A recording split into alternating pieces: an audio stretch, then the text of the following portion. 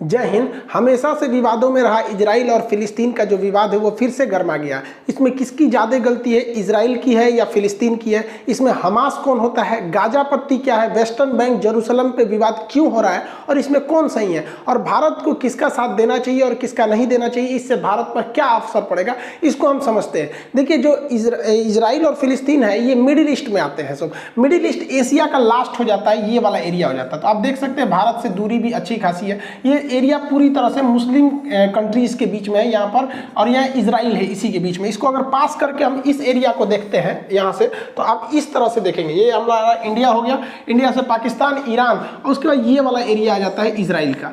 Israel इसी में है आपका फिलिस्तीन। हालांकि पहले ये फिलिस्तीन था, उसको उसके ऊपर इजराइल को बसाया गया। तो स्टार्टिंग से वहाँ पर जो कंट्री थी वो फिलिस्तीन थी। हालांकि वहाँ पहले से भी यहूदी लोग रहते थे, बट एक देश का कंसेप्ट उनके पास नहीं था। वो वहाँ रहते थे, बहुत कम संख्या में रहते थे। अब देखिए, ये सारे खेल के पीछे ये इंग्लैंड वाले हैं सब। ये ससुरे क्या बोलेंगे सब किसी को नहीं पता है, और हम लोग से बेहतर इनको कौन जानता है। हम लोगों के ऊपर इन्होंने 200 साल तक शासन किया है। जलियांवाला बाग से हत्याकांड से लेकर, चाहे वो फांसी देना हुआ भगत सिंह को, चाहे वो सेलुलर जेल हुआ, हम लोग इनकी पूरी तरह रहन से वाकिफ है। द्वितीय विश्व युद्ध चालू हुआ तो इन लोगों ने कुछ ऐसे सरदर्द दे गए हैं जो दुनिया में कभी खत्म नहीं होंगे। मिडिल ईस्ट में क्या किया इन लोग ने, जहां पहले फिलिस्तीन था, फिलिस्तीन को बांट दिया। कहा कि भैया इजराइल भी रहेगा और फिलिस्तीन भी रहेगा। दो देश यहाँ बना दिया, इजराइल और फिलिस्तीन। कहाँ बैठे बैठे इन लोगों ने, लंदन में बैठ के। कोई चीज अच्छी आ रही है, तोरे बारे में बोल रहे हैं, सुनो ध्यान से। ये दो भाग में यहाँ बांट दिया, और हमेशा से ये लड़ाई होती है। और ये लड़ाई किस तरह से, आप अपने पे समझिए। हमारा अखंड भारत देश था, 1900 इनको बांटा 1948 में यहाँ पर, और हम लोग को ठीक 1 साल पहले बांटे थे, सब 1947 में। भारत इंडिया था और ये पाकिस्तान। तो इंडिया पाकिस्तान का विभाजन कर दिया सब, और हम लोग के बगल में एक तो बवासीर छोड़ के चला गया सब 1947 में, और अभी ये बवासीर भगंदर हो गया है। आप खुद समझिए, क्या ये लड़ाई हम लोग के बीच की, जो इंडिया पाकिस्तान का इंटेंशन है, इतना मतलब बॉर्डर डिस्प्यूट रहता है, खास करके कश्मीर इशू को, टेररिस्ट आतंकवाद को लेकर, कभी सॉल्व होने वाला लगता है? नहीं लगता है। ऐसे ही इन लोगों ने यहाँ किया। अब हम लोग को इस कचड़े में पड़ना नहीं है। पहले आप समझिए कि ये लड़ाई जानबूझ के लड़ाई जा रही है, ताकि ये और अमेरिका वाले लोग हथियार बेच सके। वरना भारत पाकिस्तान में इन्हीं लोग का देन है, और अगले साल यहाँ पे देन है। देखिए, आईपी यहाँ पे इजराइल फिलिस्तीन, और आईपी इंडिया पाकिस्तान। ये सब बैठ के कहाँ से हो रहा था, लंदन से। ससुरा आईपीएल खेल दिया सभी से। बहुत होशियार है सब। तो आप पर्दे के पीछे के सीन को समझिए, चल क्या रहा है। जो अभी हो रहा है इसको मत देखिए, उसे देखिए जो नहीं दिख रहा है। अब 1948 में जो देश था ही नहीं, वहां पे आप कहिएगा कि यहाँ विभाजन होगा, यहाँ इजराइल भी रहेगा, तो बवाल होगा। तो इन अंग्रेजों ने क्या किया था, द्वितीय विश्व युद्ध के दौरान ये लोग जहां मार करते थे, वहां पर इन्होंने अपना एक मुखौटा रख दिया था। उसका नाम है यूएनओ। आज भी ये यूएनओ फेमस है किसी भी चीज को बर्बाद करने के लिए। 1948 का हम लोग का कश्मीर इशू अभी तक इस गधे से सॉल्व नहीं हो रहा है। इतना पागल संस्था है कि किसी चीज को ये चौपट कर देगा यूएनओ में। तो जानबूझ के इन्होंने मुसलमानों से कहा कि चलो चलो तुमको हम यूएनओ में ले जाते, वही फैसला करेगा। बचपन में आप कहानी सुने होंगे कि किसी ब्रेड के लिए 2 बिल्ली लड़ रही थी, तो बंदर आया उनको फैसला करने, सारा ब्रेड अपने खा लिया। तो यूएनओ ने कहा कि देखो भैया, जो बेल्फोर डिक्लेरेशन है उसके तहत इजराइल बनेगी,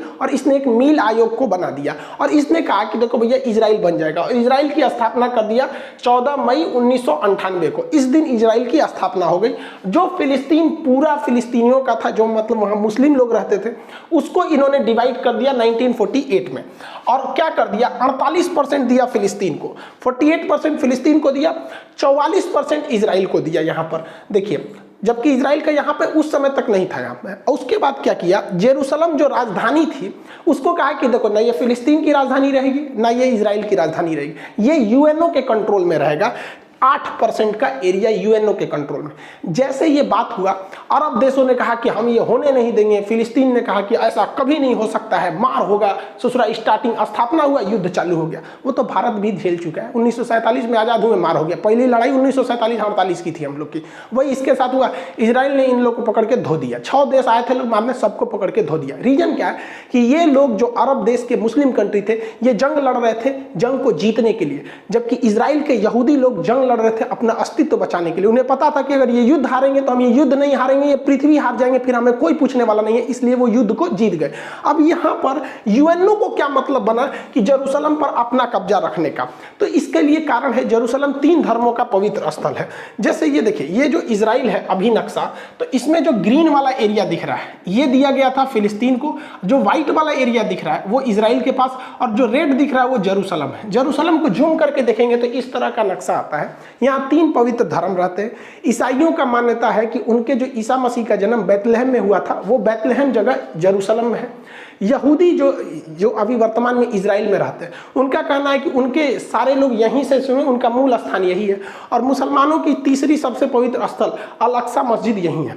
यानी ये 3 धर्मों का पवित्र स्थल है जेरूशलम, इसे होली लैंड कहते हैं। बात समझिए, यहाँ जो लड़ाई है वो मेन लड़ाई है हमारी जमीन की तुम्हारी जमीन। तो पहले तो यहाँ 100% फिलिस्तीन था। ये जो ग्रीन वाला एरिया देख रहे हैं 48 से पहले, 1948 से पहले ये 100% फिलिस्तीन था। बाद में आप देखेंगे 1948 में यूएनओ ने इसका पार्टीशन किया, तो अब देखिए ये ग्रीन वाला फिलिस्तीन ऐसा रह गया। और जानबूझ के यूएनओ ने एक ऐसा ड्रामा रचा कि आगे जाके लड़ाई होगी। देखिए आधा फिलिस्तीन यहाँ दिया है, थोड़ा सा यहाँ दे दिया है, बीच में पतला रास्ता दिया है, थोड़ा सा यहाँ दिया है, बीच में पतला रास्ता दिया। इन लोग का पहले से प्लान था। ऐसे ही इन लोगों ने पाकिस्तान को बांटा था, एक और इधर पाकिस्तान, एक और इधर पाकिस्तान, जिसको आगे चल के हम लोगों ने बांग्लादेश में तोड़ दिया। यही काम किया इजराइल ने। जानबूझ के इजराइल को कहा गया था कि भैया तुम आगे जाके तोड़ोगे तो ये छितरा जाएगा, उधर वो छितरा जाएगा। फिर अगले साल इजराइल ने ऊपर वाला घोट लिया। देखिए इजराइल खत्म, अब फिलिस्तीन यहाँ बच गया, यहाँ बच गया। उसके बाद धीरे धीरे देखिए इसमें भी धीरे धीरे कब्जा करना इजराइल चालू कर दिया। तो इजराइल ले देके 12% फिलिस्तीन बचा है। तो जो फिलिस्तीन पहले 100% था अभी वो 12% है, और पूरा इजराइल उस पर कब्जा कर रहा है। तो फिलिस्तीनियों का एक तो मेंटली भाई किसी का भी मोरल गिरेगा कि नहीं कि हमारा देश तुम हम ही को पीट रहा है। और इजराइल ने अलग अलग नियम बना रखा है। फिलिस्तीन के लोग हथियार नहीं रख सकते, एयरफोर्स नहीं रख सकते, आर्मी नहीं रख सकते, ये लोग मतलब नेवी नहीं रख सकते, और ये सब कुछ रखता है इजराइल। और जो हमला हो रहा है वो बेसिकली हमला इस गाजा पट्टी से हो रहा है, अभी आगे समझाएंगे। वो भी हमला हो रहा है और वो हमास कर रही है, आर्मी नहीं कर रही है। हमास वहां के हिसाब से एक आतंकवादी संगठन है, इजराइल के हिसाब से वो हमला कर रही है, न कि फिलिस्तीन की आर्मी। फिलिस्तीन वालों के पास पत्थर रहता है मारने के लिए, और हमास जो है आतंकवादी संगठन वो रॉकेट मारता है। ओवरऑल आप कंसेप्ट समझिए, इजराइल जानता है कि ये लोग कमजोर देश है, इन्हें उत्तेजना दिलाओ और जैसे ये लड़ने के लिए आएंगे मारो, भयानक जमीन कब्जा लो। और ये लोग जरूर, ये लोग समझेंगे नहीं, ये लोग ताव में आ जाएंगे तुरंत। इतना बड़ा था फिलिस्तीन। देखिए फिलिस्तीन समेटते गया, वो काला वाला एरिया जो है वो यहूदी का है, मतलब वो इजराइल है। धीरे धीरे देखिए ये निपट गए, इतनी सा बचे हैं, लग रहा है बस प्रसादी के हिसाब से बचे हैं। देखिए इतना पहले पूरा था, इतना हो गया। अब इजराइल का मेन कॉन्सेप्ट समझिए क्या है। इजराइल कहता है कि भाई फिलिस्तीन वालों को हम तोरा उकसाएंगे, कोचेंगे, और तू कोचा जाएगा, तू आएगा पत्थर मार दे, हम फोड़ देंगे, तुमको तबाही करेंगे। हमास खूब से खूब करेगा तो गली मोहल्ले पे हमला कर देगा, कार और जला देगा, यही रॉकेट में करेगा। और उसके बाद से उसके पास एयरफोर्स है, वो आएगी, मारेगी और जमीन कब्जा करेगी। जब जब लड़ाई हुआ है तब तक हार फिलिस्तीनियों की हुई है और उत्तेजना होगी यहाँ पर। अब इसका मेन कारण कहाँ से हुआ इसको समझते हैं हम लोग। देखिए मुसलमानों में ना 3 पवित्र स्थल है, जिसको आप 2 ठों को जानते हैं। जैसे कॉमन लोग यही मतलब फेमस है, एक मक्का और एक मदीना। ये 2 दिखता है, हालांकि ये इतना छोटा नहीं है तो बहुत बड़ा। जैसे ये मक्का है, मक्का को देखेंगे तो बहुत बड़ा है ये। यहाँ पे यही जो छोटा सा आपको दिखाया जाता है ये मक्का, जबकि ये इतना बड़ा है, बहुत बड़ा एरिया में आ जाता है मक्का। यहाँ पर यहीं पे हज करने जाते हैं मुस्लिम लोग, यहाँ पे हज करने। ये पूरा मक्का है, बहुत मतलब जिस तरह से। और ये मदीना है, मदीना। इस मदीना में आपको बस एक ग्रीन वाला ये टॉम दिखाया जाता है, ऊपर वाला ये ग्रीन यहाँ पे। तो ये मक्का और मदीना तो फेमस ही है। इस मक्का और मदीना के अलावे अल-अक्सा मस्जिद भी बहुत पवित्र है। ये मुसलमानों की तीसरी सबसे पवित्र स्थल है। तो मक्का तो यहाँ हो गया, यहाँ पे, और मदीना यहाँ हो गया। तो मक्का और मदीना जो है वो सऊदी अरब में हो गया, लेकिन अल-अक्सा मस्जिद जो है वो जेरूशलम में है। अब विवाद समझिए, जेरूशलम ना फिलिस्तीन का है और जेरूशलम ना ही इजराइल का है। और जेरूशलम पर अधिकार यूएनओ का है, लेकिन यूएन कठपुतली बना रहता है और इजराइल उस पर कब्जा करते हुए आगे बढ़ते रहता है। इसी यहीं पे से विवाद स्टार्ट हुआ है। लेकिन ऐसा थोड़ी होगा कि डायरेक्ट विवाद स्टार्ट हो जाएगा। कोई मंदिर में पूजा करने जाए या मस्जिद में जाए, गिरजाघर में जाए और कहे कि चलो आज बवाल करते हैं, कुछ ना कुछ पहले से मैटर होगा, वहाँ लोग इकट्ठा हुए होंगे और अचानक चालू होंगे। हुआ यहीं से है, लेकिन मैटर इसके पीछे शाहजरा का है। देखिए जो इजराइल, जो जेरूशलम जो यूएनओ के अंडर में आता है ना, उसके पास एक जगह है जिसका नाम है शाहजरा। सुप्रीम कोर्ट इजराइल की शाहजरा ने कहा कि यहाँ पे जो फिलिस्तीनी रहते हैं इनको खाली करवा दीजिए, क्योंकि यह जो जगह है वो यहूदियों का है। अब इसकी हिस्ट्री देखिए, शाहजरा को आज से लगभग 150 साल पहले यहूदियों को जब इंग्लैंड ने कहा कि हम आपको यहाँ बसाएंगे, तो वो लोग ज़मीन खरीदना चालू किए थे। वो लोग ज़मीन खरीदना चालू किए और बहुत महंगे दाम पर उन लोगों ने ज़मीन को खरीदा था इन अरब वालों से। आज जो ये अरब वाले चिल्ला रहे हैं ना, ये बहुत ज़्यादा पैसे लेकर फिलिस्तीनियों से, उनसे यहूदियों से ज़मीन बेचा था। और वो ज़मीन बेचते ये लोग खरीदे थे इस ज़मीन को, इनके पास प्रॉपर पेपर है और इन लोगों ने ही बेचा था।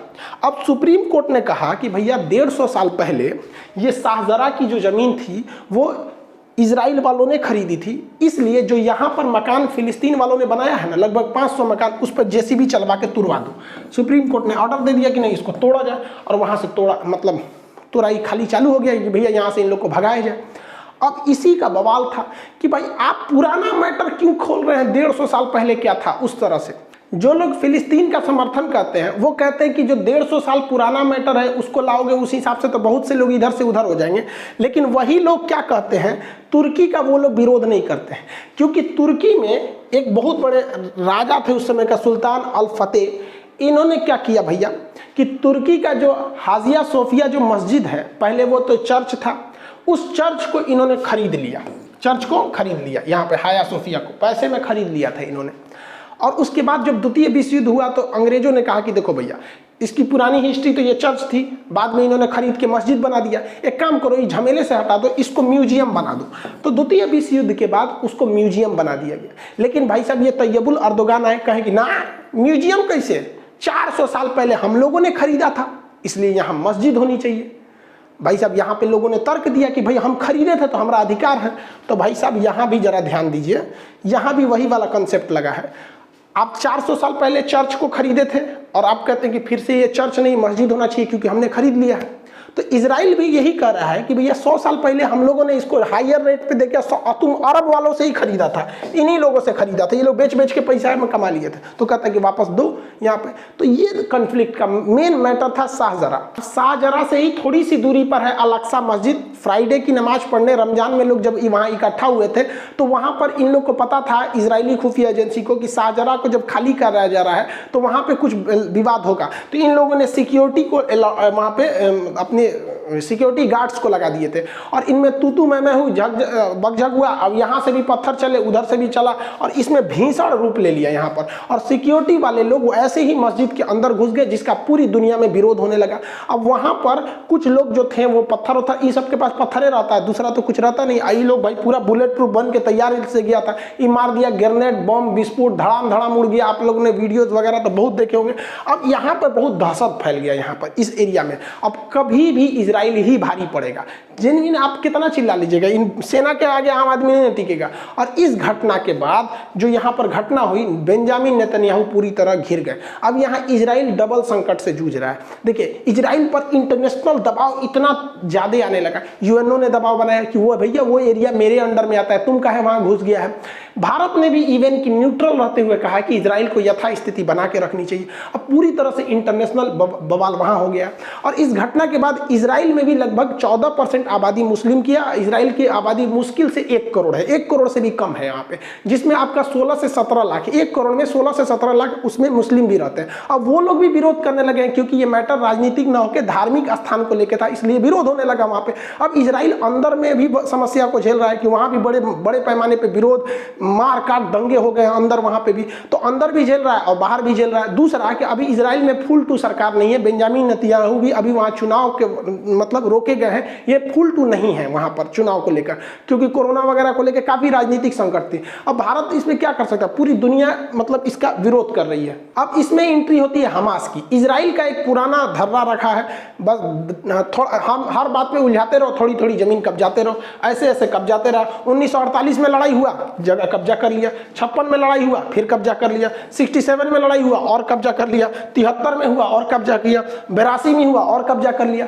अभी तक इन लोग को समझ में नहीं आ रहा है कि नहीं हट पाएंगे उनसे। आराम से जब नहीं हट पाओ किसी से तो नरम दल का रास्ता अपना दो, लेकिन ना, अभी भी लोग मारे करेंगे लोग। अभी जो वर्तमान सिचुएशन है, फिलिस्तीन के लोग कहते हैं कि सुनो ना, हमको जो 48 वाला बतिया था ना, ये वाला 44% जो था वही हमको दिला दो, 48% दिला दो, नहीं चाहिए हमको, वापस दिला दो। इजराइल कहता है हाँ हाँ वापस दिला दो, है सब तो मार काट काहे किया था, माने तुम मारने आया था इसलिए कि हमको पूरी तरह से उजाड़ दो, पूरा देश का देश आया था, और जब हार गए तो यहाँ बोलते हो कि वापस यूएनओ वाला ही दिला दो। अब ये पॉसिबल नहीं है। अब यहाँ दो पार्ट बन गया, जो फिलिस्तीन है उसके दो राज्य हो गए हैं, फिलिस्तीन देश के दो राज्य। एक ये जो इधर थोड़ा सा बचा हुआ है इसे कहते हैं वेस्टर्न बैंक, और जो इधर बचा हुआ है इसे गाजा पट्टी या गाजा स्ट्रिप कहते हैं। इन्हीं दोनों को मिला के फिलिस्तीन बना है। अब इजराइल इनको प्लानिंग में है कि यहाँ से भी निपटा के फाइल निपटा दिया जाए। अब इसमें समझिए कि जो वेस्टर्न बैंक है ये अरब समर्थित है, यहाँ पर अरब ये वगैरह वगैरह देशों का यहाँ समर्थन है। ये लोग नरम दल वाले हैं, शांति से प्रोटेस्ट करते हैं और कहते हैं कि भैया हमारा अधिकार रहना चाहिए, क्योंकि हमारे पूर्वज यही हैं, एक तरह से तो देश हमारा ही था। यहाँ आप शांति देखेंगे, यहाँ मारधार नहीं होता है, यहाँ पे अगर प्रोटेस्ट भी होगा तो डेमोक्रेटिक तरीके से नॉर्मल होगा। लेकिन गाजा से मिसाइल चलने लगती है। इवन जो शाहजरा वाला एरिया है वो यहाँ है, जेरूसलम वाला एरिया यहाँ है, लेकिन जो रॉकेट दागे जा रहे हैं वो गाजा से दागे जा रहे हैं, यहाँ से दागे जा रहे हैं। अब ये गाजा में ऐसा क्या है, तो गाजा में ईरान का समर्थन है और इसमें अरब का समर्थन है। गाजा में एक हमास नामक संगठन है, ये हमास ये कहता है कि इजराइल जो है वो हमेशा जुल्म करता है, बम मारता है। तो इसका मतलब ये नहीं कि तुम कब्जा करते जाओगे हम चुपचाप रहेंगे, हम भी मारेंगे तुमको। अब ये लोग क्या करते हैं, रॉकेट से हमला करते हैं। इनके पास बहुत तगड़ा रॉकेट नहीं होता है, 3 लाख का आता है एक कासम रॉकेट, ये बहुत हैवी पावर का नहीं होता, देखने में नहीं लग रहा है ये क्या करेगा, ये तो खेत में लगा के मार देते हैं। लेकिन हाँ, ये एक पब्लिक के लिए बहुत खतरा है, किसी देश के लिए नहीं, बट पब्लिक वाले एरिया में गिर जाएगा तो तबाही मचा देता है। ये कासम रॉकेट जो है ये लगातार मारते हैं सब, और ये एक दो को नहीं मारता है, एक के बार मारेगा सो 200 400 500, अब तक के लोग सोचा 1500 मार चुका है लोग रॉकेट एक हफ्ता में धड़ाधड़। इसको ट्रांसपोर्ट करने में कुछ जाता नहीं, लगाओ पलिता मार दो यहाँ से। इनमें कोई टारगेट फिक्स नहीं रहता है, गिरे जहाँ गिरे मन गिरो वहाँ पर। अब इनका इन लोगों ने बड़ा रेंज भी बना लिया है कासम रॉकेट का। पहले इजराइल का थोड़ा सा एरिया आता था, अभी धीरे धीरे इन लोगों ने पूरे एरिया को कब्जा कर लिया, इस कासिम रॉकेट के अंदर में आ गया, तेल अवीव तक हमला कर दिया है वहां से। इस बार हमास ने इजराइल को ज्यादा क्षति पहुंचाया पिछली बार के तुलना में। अब आप कहेंगे कि गाजा के पास ये रॉकेट आ कैसे जाता है, क्योंकि गाजा का जो एरिया है अगर आप ध्यान से देखेंगे तो ये गाजा का एरिया आप इधर देखेंगे तो इधर से इजराइल से घिरा हुआ है, इधर से समुद्र से घिरा हुआ है। तो समुद्र में इजराइल की नौसेना रहती, इधर थल सेना रहती, ऊपर वायु सेना रहती। आ कैसे गया, तो ये एरिया थोड़ा सा मिस्र का एरिया लगता है, यहाँ मिस्र का। तो मिस्र के रास्ते ये पहुंच जाते हैं, जिसमें हमारे ओबामा साहब ने बड़ा भारी रोल निभाया था मिस्र तक पहुंचने में। देखिए ये मिस्र देश है, मिस्र का ये सिनाई प्रायद्वीप है, ये गाजा से सटता है। तो जब बराक ओबामा थे ना, तो इनको मिडिल ईस्ट में हीरो बनने का शौक था। इन्होंने ईरान से समझौता किया था, और P+ करके आप लोग 2013 में अगर होंगे तो 13 वाला को अगर करंट अफेयर को देखेंगे तो वहाँ ध्यान में होगा।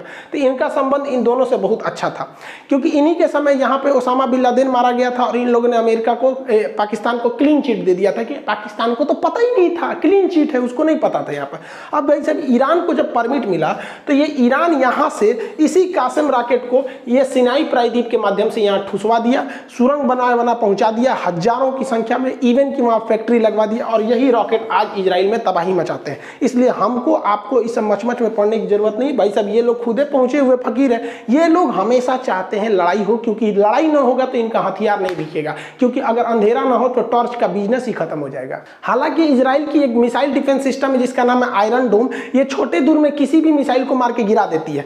अब वहां से ये लोग कितना भी रॉकेट मारे, उसका 90% रॉकेट को ये मार के गिरा देते हैं। तो अक्सर आप सुनते होंगे कि 1200 मिसाइल दाग दिया गया, कई आदमी मारा, तो कभी 1 कभी 2 कभी 3 ऐसा होगा। आप खुद सोचिए, भारत अगर चाइना या पाकिस्तान पे 1200 मिसाइल मारेगा तो एक आदमी कई गो शहर चल जाएगा यहाँ पे।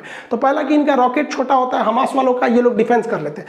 कभी कभी क्या होता है, हमास भी इस चीज को पकड़ लिया है, वो जानता है कि इसका रडार जो है ये कितने रॉकेट को पकड़ गया, आप कितना मारेंगे, क्षमता भरना।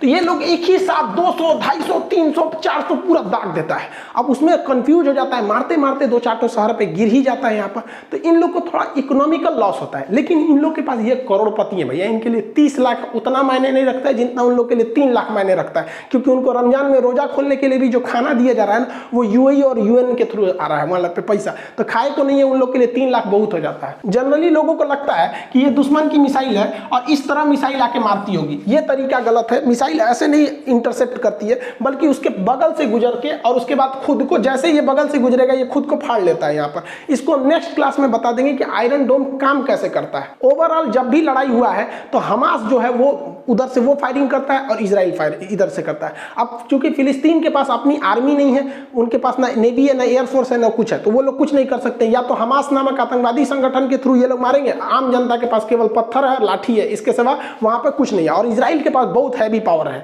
यहाँ पर। अब देखिए यहाँ पर ये हमास के रॉकेट आके यहाँ गिरे हैं, जिससे इजराइल को काफी क्षति पहुंचा और इजराइल में लगभग 7 लोगों की मौत हो गई है। इसमें एक भारतीय नर्स भी थी। भैया इनकी क्या गलती थी जो मार दिया? कम से कम आके एक बार माफी तो मांग लेते हमास वाले, फिलिस्तीन वालों, कम से कम कि भैया हम इसके लिए मतलब हमें गलती हो गई। गजब बात करते। और इजराइल ने मारा तो 67 लोग मर गए हैं यहाँ पर। अब ये लोग फिलिस्तीन वाले हल्ला कर रहे हैं, फिलिस्तीन के समर्थन वाले कह रहे हैं कि वहाँ बच्चे भी मरे हैं। तो भाई बच्चे, महिलाएं जब मरती हैं तो पूरी दुनिया, मतलब सब लोग कहते हैं कि ये गलत है।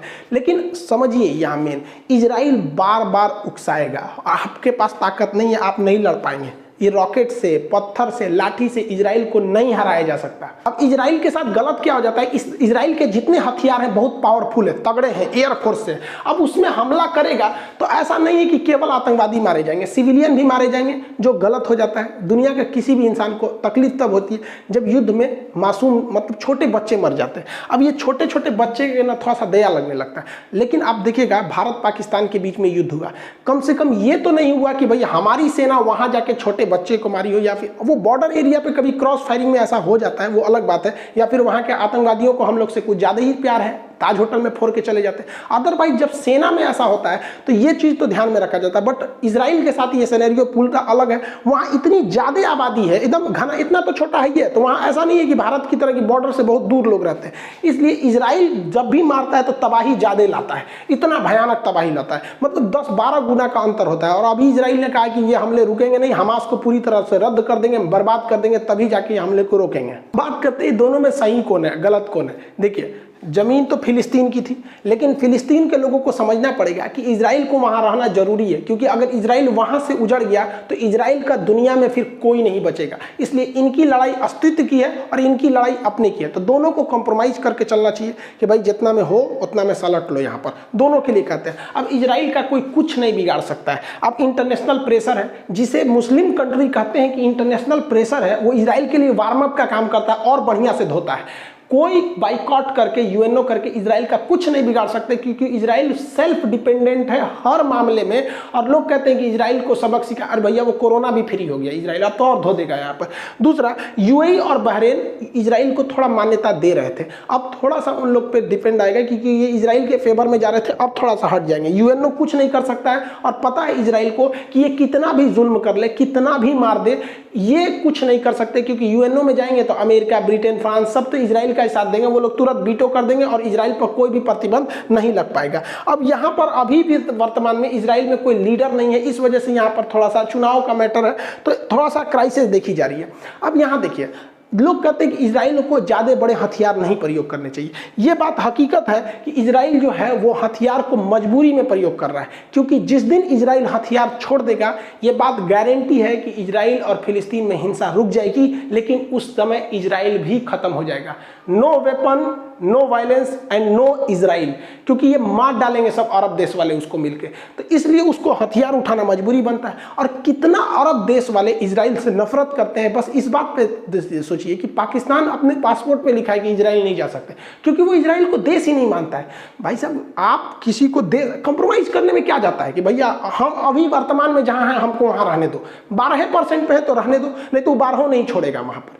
तो इजराइल का कोई कुछ नहीं बिगाड़ सकता है यहाँ पर। अब रही बात फिलिस्तीन की, तो इनके पास हथियार के नाम पे क्या है? पत्थर है, लाठी है, इसके सिवा तो इनके पास ऑफिशियली कुछ नहीं है। जो है वो हमास नामक आतंकवादी संगठन को है, जो खुल के कोई हथियार भी नहीं खरीद सकता है, छुपके से ओबामा साहब की मदद से वो इजराइल तक पहुंचाया जा रहा है। तो भैया जो अमेरिका कहता है कि इजराइल के साथ है, वही से पूरा रास्ता दे रहा है हमास को हथियार ले जाने का, तो हम लोग काहे लिए मच मच में पड़ने वाले हैं। दूसरा, इजराइल हमेशा उत्तेजित करता है। यासर अराफात थे, इनको तो फिर पोलोनियम देके मरवाइए दिया वहाँ पे फिलिस्तीन। ये हमेशा उत्तेजित करेगा और ये उत्तेजना में मारे जाएंगे और अब तक मारे जा रहे हैं, इनका कोई वो नहीं है। ये बात हकीकत है कि वर्तमान में जो इजराइल है वो फिलिस्तीनियों पे जुल्म कर रहा है, जो बात है, क्योंकि मार भाई हथियार उसके पास है। लेकिन दुनिया में अगर सबसे ज़्यादा कहीं जुल्म हुआ है तो वो यहूदियों पर हुआ है। सेकेंड वर्ल्ड वार में उन्हें कमरा में बंद करके लॉक करके अंदर जहरीली गैस डाल दी जाती, जानवर से बुरा वक्त सलूक हुआ था। लेकिन इन लोगों ने, यहूदियों ने वक्त की नजाकत को समझा, पढ़ाई पर, टेक्नोलॉजी पर ध्यान दिया और आज ऐसी हकीकत हो गई है कि भारत जैसे देश को इजराइल से लड़ने से पहले सोचना पड़ेगा, क्योंकि हमारे ड्रोन, हथियार, बंदूक सब इजराइल से आ रहे हैं। सब टेक्नोलॉजी वहाँ पे इतना छोटा है लेकिन इतना डेवलप है। तो इन लोगों पर भी सोचना चाहिए, एरिया मायने नहीं रखता है। आप वहीं रहिए, खुशहाल रहिए, पढ़ाई लिखाई पे ध्यान दीजिए, आगे बढ़िए। जब मौका मिलेगा आप आगे बढ़िएगा। ऐसा नहीं कर रहे हैं कि हम आप मौका नहीं मिले तो आप मत कहिए। देखिए, भारत को भी बात करते हैं, हम लोग को भी अपना पीओके वापस लेके आना है। ये हमको अपना पीओके वापस लेके आना है। और चाइना ने जो 1962 में अक्साई चीन कब्जा किया, वो भी हम वापस लेके आएंगे। लेकिन हम हिंदुस्तान वाले, तो नेहरू से लेके हमारे मोदी जी तक में सब ने संयम बरता है और हमें पता है कि जब वक्त आएगा हम बिना कहे थूर के लेके आएंगे। फिलिस्तीन वालों की तरह हम बेवकूफ़ी नहीं करेंगे कि हर 26 जनवरी 15 अगस्त के दिन जाके हमला कर दे। वो और मजबूत होते जा रहा है इजराइल। हम लोग शांति से बैठे हैं, 2040 तक का इंतजार किया जाए। अभी पाकिस्तान से तो हम लोग निपट सकते हैं, तो 2040 तक की स्थिति आएगी तो हम लोग इकोनॉमिक रूप से सुदृढ़ हो जाएंगे। हम अपना पीओके और अक्साई चीन लेके आएंगे। ऐसा नहीं है कि हम नहीं ले आ सकते। 1857 की क्रांति में हम लोग अंग्रेजों से लड़ने निकले थे, लेकिन हथियार, टेक्नोलॉजी, कम्युनिकेशन ना होने की वजह से हमारा 1857 की क्रांति फेल हो गया। आए उसके बाद महात्मा गांधी, इन्हें पता था कि हमें एक लॉन्ग टाइम लीडर चाहिए। लॉन्ग टाइम लीडर के पीछे जनता चलने को तैयार होती है, और गरम दल करेंगे तो लॉन्ग टाइम लीडर नहीं रह पाएंगे। जैसे हमारे चंद्रशेखर आजाद जी, इनका भी टाइम बहुत बेहतरीन थे, बट टाइम पीरियड बहुत कम था। भगत सिंह, ये भी बहुत बेहतरीन, बट टाइम पीरियड कम रह गया। तो गांधी जी को पता था कि भैया हमको लॉन्ग टाइम तक एक लीडर चाहिए, इसलिए नरम दल वाला अपना है। और जब लास्ट मोमेंट आया, यही गांधी जी है ना, करो या मरो बोलने वाले, यही है ना, भारत छोड़ो आंदोलन चलाने वाले, अंग्रेजों भारत छोड़ो। सबसे ज्यादा हिंसा गांधी जी की अगर किसी आंदोलन में हुआ था तो भारत छोड़ो आंदोलन में, और भी पहले दिन गिरफ्तार हो गए।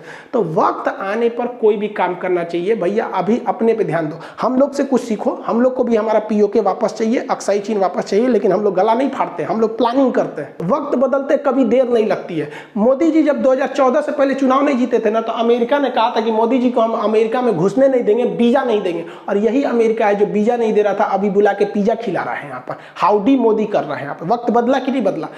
भारत की शक्ति ऐसी है कि भारत ने सबको जब वैक्सीन दिया था, तो अभी जब भारत को ऑक्सीजन की जरूरत पड़ी, पूरी दुनिया पहुंची, इवन अरब देश वाले भी पहुंचे, सिंगापुर, कौन नहीं आया भारत को।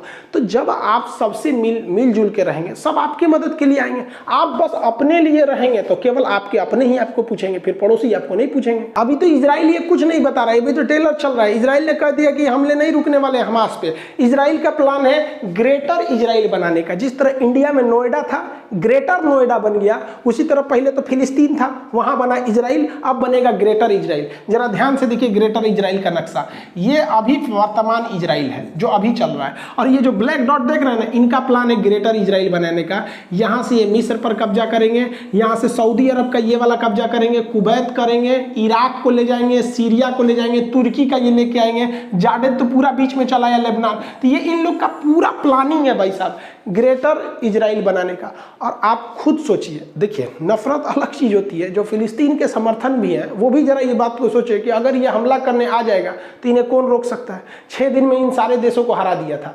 1967 में इसने, तो इसको कोई नहीं रोक सकता, ये इनका प्लानिंग है यहाँ पे। तो अभी के वक्त में भाई साहब आप खुद समझिए कि ये गरम दल के हिसाब से आप यहाँ थे, इतनी समय सिमट गए। जिस हिसाब से इजराइल आपको उकसा रहा है और आप इजराइल की चाल नहीं समझ पा रहे हैं, वो उकसाएगा और आपकी ज़मीन छीनेगा और पूरी दुनिया के पास उसके पास बहाना रहेगा। इवन जो बाइडेन ने भी कह दिया कि इजराइल को अधिकार है वो अपनी रक्षा कर सकता है। इजराइल दुनिया को दिखाएगा कि मेरे पास 1200 रॉकेट दागे गए, लेकिन ये नहीं दिखाएगा कि इस रॉकेट में उतनी क्षति नहीं हुई जितनी उसके एक रॉकेट में हमास को हो गई। वो तो यही चाहता है। और अगर इन लोग का यही हाल रहा तो आने वाले वक्त में इजराइल इन लोग को यही दे देगा, जो मीट काटने वाला लकड़ियाँ होता है ना, यही बांट देगा।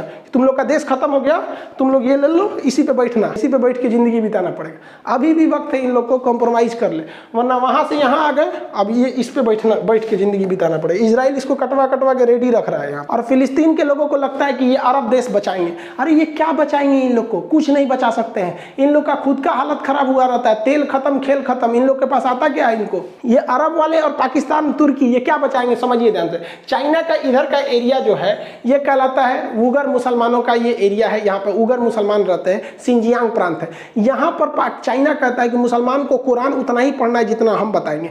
यहाँ महिलाएं अगर कपड़ा पहन लेती हैं पूरा, तो उसको 20 सड़क पे उसके कपड़े काट दिए जाते हैं कि घुटना से ऊपर कपड़ा रहना चाहिए। कोई अरब देश आवाज नहीं उठा सकता है। वहाँ किसी भी लड़की को उठा के लेके चल जाते हैं। ऑनलाइन किसी को चाहिए ऑनलाइन लेके चल जाओ इन लोग को। जिस तरह से जोमेटो इस सब पे ऑर्डर होता है ना, वैसे यहाँ ये लोग ऑनलाइन उठा के लेके चल जाता है मजदूरों को, लड़कियों को। ऐसे कोई नहीं बोल सकता, आज तक कोई आवाज नहीं उठा सकता है।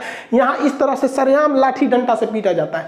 लेकिन ये दोहरी नीति ना हो जाती है कि अगर इजराइल करेगा तो हम आवाज उठाएंगे इस आधार पर कि मुस्लिम पर अत्याचार क्यों हो रहा है, और चाइना कहेगा तो हम कुछ नहीं बोलेंगे। ये दोहरी नीति है। यहाँ पर चीन का विरोध करना चाहिए तो देखिए ये अरब के राजा चीन के साथ, ये तुर्की वाला भाई साहब, ये देखो ये चीन के साथ है।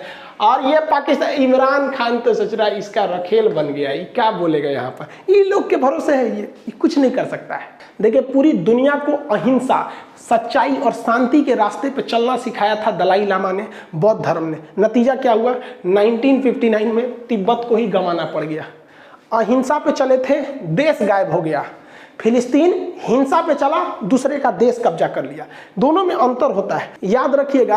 अगर आप देश को बचाना चाहते हैं तो आपको शस्त्र उठाना ही पड़ेगा, और अपनी संस्कृति बचाना चाहते हैं तो शास्त्र उठाना पड़ेगा। हम खुशनसीब हैं जो ऐसे देश में जन्म लिए हैं जहां शस्त्र और शास्त्र दोनों में किसी की कमी नहीं है। ओवरऑल भाई फिलिस्तीन को नरम दल का रुख अख्तियार करना चाहिए और हमास उमास को साइड करके कॉम्प्रोमाइज कर लेना चाहिए। विश्व के आगे कहना चाहिए कि भैया हम 12% पे रहेंगे, लेकिन पूरी गारंटी दे दीजिए पूरी विश्व बिरादरी की 12% में 1 कट्ठा जमीन कम नहीं होगा, हम 1 रॉकेट वॉकेट नहीं दागेंगे। शांति से रह जाओ भाई, इसी में भलाई है। अब रही बात भारत की, भारत किसका साथ देगा, इजराइल का कि फिलिस्तीन का? देखो ऐसे कहने के लिए तो फिलिस्तीन से हमें कुछ नहीं मिलता है, लेकिन अगर हम फिलिस्तीन का साथ देते हैं इनडायरेक्टली या डायरेक्टली करके, हम लोग शुरू से फिलिस्तीन का ही साथ दिए और अभी भी वहीं देते हैं इनडायरेक्टली करके, क्योंकि हमें पता है कि अगर हम फिलिस्तीन के साथ खड़े रहेंगे तो अरब देश हमारे साथ खड़े रहेंगे। जैसे अभी देखिए वो लोग ऑक्सीजन टैंक का सप्लाई किए, पेट्रोलियम का सप्लाई वहीं से आता है, क्योंकि हमारे पास वो पास पड़ता है, वहां से पेट्रोलियम सस्ता पड़ेगा। और आपको भी पता है कि गल्फ कंट्री के अलावा अगर कहीं से पेट्रोलियम लेते हैं तो बहुत महंगा पड़ेगा, और भारत में पेट्रोल महंगा हो रहा है।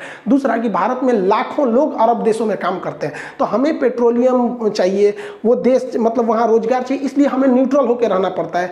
दूसरा कि हम चाह के भी इजराइल का समर्थन नहीं कर सकते, ये डिप्लोमेटिक कारण समझिए। पाकिस्तान चाहता है कि हम इजराइल का समर्थन कर दें, लेकिन हम करेंगे तो उल्टा फंस जाएंगे। क्यों? क्योंकि अगर जहां हम इजराइल का समर्थन करेंगे कि इजराइल द्वारा कब्जा की गई जमीन इजराइल की हो गई, तो पाकिस्तान कहेगा बहुत अच्छा, तब तो पाकिस्तान द्वारा कब्जा किया गया पीओके भी मेरा होगा। और चाइना उधर से कहेगा बहुत अच्छा, आप कहिए रहे कि कब्जा किया जमीन उसका हो गया, तो हमारा अक्साई चीन भी मेरा हो गया।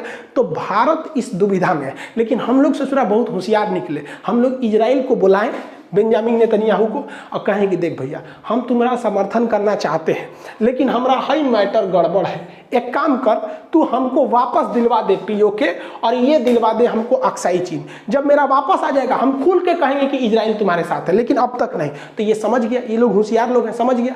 तो भारत को हथियार देते हैं। इवन करगिल की लड़ाई में सेंसर बम इजराइल ने ही दिया था। तो आप समझ गए कि अभी हम चाह के भी इजराइल को समर्थन नहीं देंगे, वरना अगर समर्थन दिए तो यूएनओ में हमारा कश्मीर का मैटर अटका, हम अपने पैर पे कुल्हाड़ी मार लेंगे। तो उत्तेजना में आके नहीं करना है। हम लोग से क्या मतलब है? हम लोग के मैटर में कोई आता है? गलवान घाटी में कौन आया था हम लोग को बचाने के लिए? या लड़ाई जब हुई थी तो हम लोगों ने खुद झेला था। ये लोग भी खुद समझेंगे अपना, खुद नहीं समझेंगे तो फिर बर्बाद होंगे। आई होप जो इंग्लैंड ने आग लगाया था यहाँ इजराइल फिलिस्तीन में, और जो भारत पाकिस्तान में, न ये आग बुझने वाली है न ये आग बुझने वाली है। ई भाई साहब को कश्मीर चाहिए, आई भाई साहब को पूरा इजराइल खत्म करके फिलिस्तीन चाहिए। ये सॉल्व होने वाला नहीं है। आई होप आप इसे समझे होंगे। मिलेंगे नेक्स्ट क्लास में। जय हिंद।